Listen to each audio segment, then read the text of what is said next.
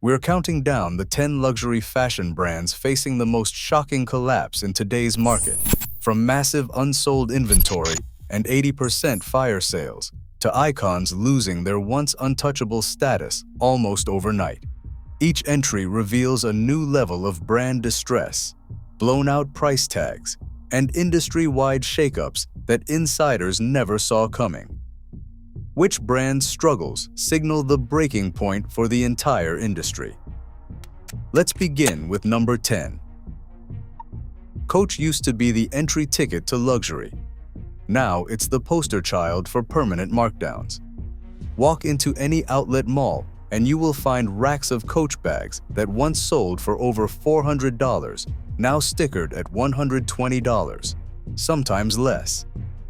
That's a 70% plunge, not just on last season's leftovers, but on styles that just hit the shelves months ago.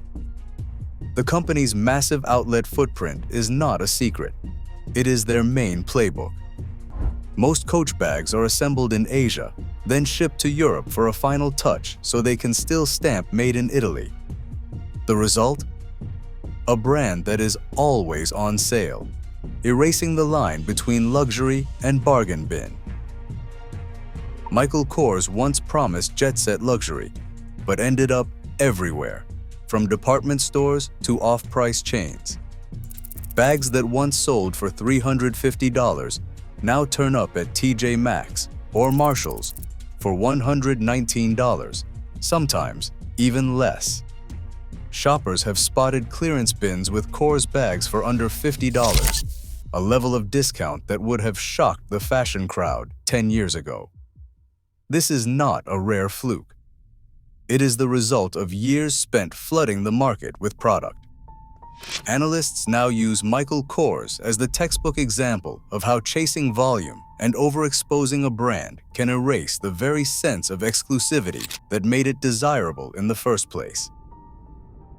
In 2018, Burberry's annual report revealed the company had destroyed £28.6 million worth of unsold goods in a single year, an attempt to protect its luxury image by keeping unwanted stock out of discount bins. The public response was immediate and fierce. Environmental groups, shareholders, and consumers condemned the practice as wasteful and unethical. Within weeks, Burberry pledged to stop burning unsold products and phase out fur, bowing to the mounting pressure. But with burning off the table, the brand turned to deep discounts instead. Today, Burberry's iconic trench coats and accessories are turning up at 50 to 80% off, trading secrecy for survival. Even a 167-year-old heritage house is not immune when the old luxury playbook falls apart. In late 2022, Balenciaga set off a firestorm with two ad campaigns. One featured children holding teddy bear bags in bondage-inspired harnesses, and the other displayed court documents from a notorious child pornography case. Within days, #CancelBalenciaga was trending, celebrities were cutting ties, and shoppers vowed never to touch the brand again. Kering, Balenciaga's parent company, admitted sales took a significant hit in the US that quarter. The fallout did not just stay online. Inventory piled up, and retailers started offloading Balenciaga's once-hyped Triple S sneakers for a fraction of their $1,000 at retail. Today, it is common to find them on resale sites for $250 to $300. The brand's reputation has not recovered, and its iconic sneakers have become symbols of luxury hype gone wrong. Versace's gamble on mass appeal has not paid off. Ever since Capri Holdings took over in 2018, the brand has churned out more stores, more collaborations, and a steady stream of lower-priced lines that would have made Gianni spit out his espresso. The result is that Versace's once razor-sharp identity is now a blur, and the racks at Saks Off Fifth and The Outnet are groaning with Medusa logo tees and Baroque print dresses at 50 to 75% off. These are not just odd leftovers. Whole collections are being cleared out just to make room in the warehouse. When a house built on exclusivity turns to fire sale pricing, you know the strategy is unraveling faster than a cheap silk scarf. Dolce & Gabbana's unraveling began in 2018 when a tone-deaf ad campaign triggered outrage across China. Within days, a planned Shanghai fashion show was scrapped as celebrities and models pulled out en masse. Major Chinese e-commerce giants, including Tmall and JD.com, wiped Dolce & Gabbana products from their platforms overnight. For a brand that once counted China as its greatest growth engine, the fallout was catastrophic. Suddenly, Dolce & Gabbana was left holding mountains of unsold stock meant for a market that no longer wanted it. Retailers across Asia and Europe returned inventory, and Dolce & Gabbana had little choice but to reroute product into secondary channels. That is why, in 2024, you will spot Dolce & Gabbana dresses and bags at outlets and flash sale sites worldwide, with price tags slashed by 60 to 80%.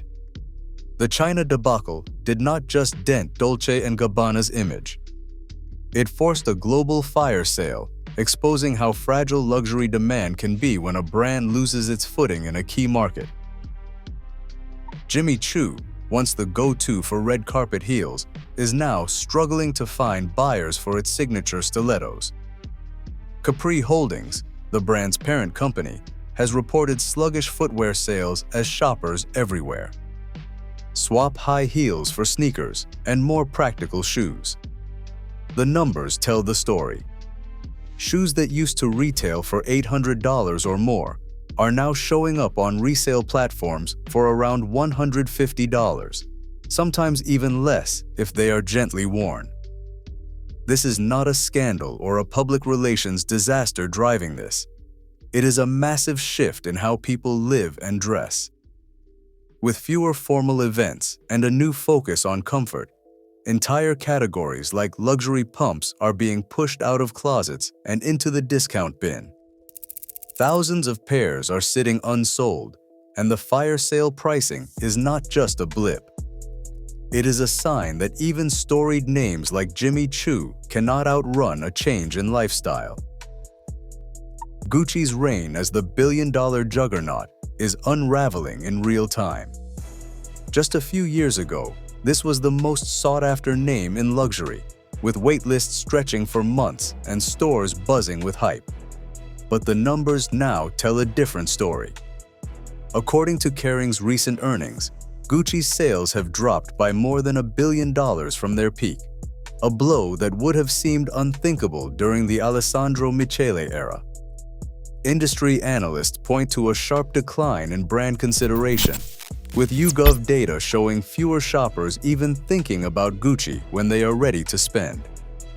The magic of the logo has faded, and the once endless lines for new releases have vanished.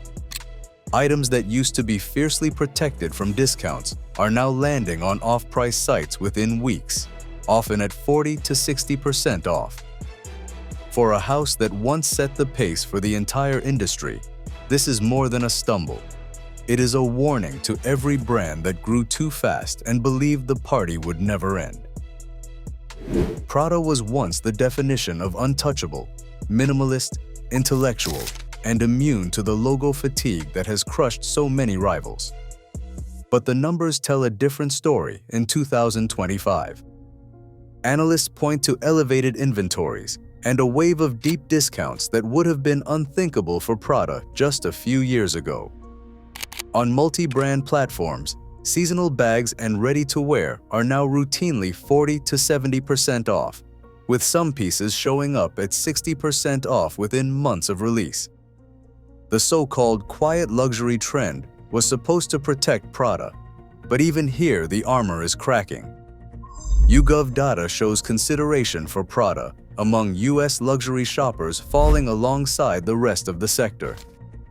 Younger buyers, especially Generation Z, are drifting away from classic status brands and favoring niche labels and more affordable stealth wealth alternatives that offer the same minimalist look at a fraction of the price.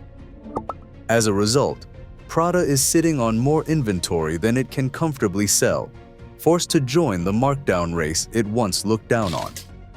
For a brand built on subtlety and scarcity, the turn to fire sale pricing is a warning shot. If even Prada is clearing the decks, no label is truly safe from the new realities of luxury. Louis Vuitton has always played by its own rules. For decades, it stood above the fray, immune to trends, immune to recessions, immune to the mess of discounting that hit rivals. But in 2025, even the king is feeling the ground shift beneath its feet. The resale market, once a fortress for LV's most iconic bags, is now flooded with monogram Neverfulls and Speedies. Resale analytics from major platforms show these workhorses trading for 20 to 30% less than their peak in 2021 and 2022, with some models dipping even further depending on condition and demand. The days of flipping a Louis Vuitton bag above retail are fading fast. Inside boutiques, the old rules are breaking down too. Where shoppers once waited months, sometimes longer, for a classic canvas tote, clients in major cities now report same-day availability or a short wait at most. Sales associates are reaching out to regulars, offering colorways and sizes that used to require a personal connection or a stroke of luck. The engineered scarcity that defined the Louis Vuitton experience is quietly evaporating. Industry data shows that U.S. consumer consideration for top luxury brands, including Louis Vuitton, has dropped sharply in 2025. Analysts expect the personal luxury market to shrink by up to 5% this year, a reversal after years of relentless growth. For Louis Vuitton, it is not a collapse, but it is a warning. When the most untouchable name in luxury starts to wobble, the entire price pyramid is at risk. The old model, raise prices, ration supply, fuel the hype, no longer guarantees lines out the door or sky-high resale. Instead, the market is flooded with inventory, and young buyers are questioning whether a $2,500 canvas bag is still worth chasing. If Louis Vuitton has to work this hard to keep the aura alive, it is a sign that the entire definition of luxury is being rewritten. Across all 10 brands, one pattern stands out. Status alone can't guarantee survival. When consumers stop buying the myth, even the most iconic labels are forced to slash prices and rethink identity. Luxury isn't collapsing. It's being redefined by a new generation. What's your take?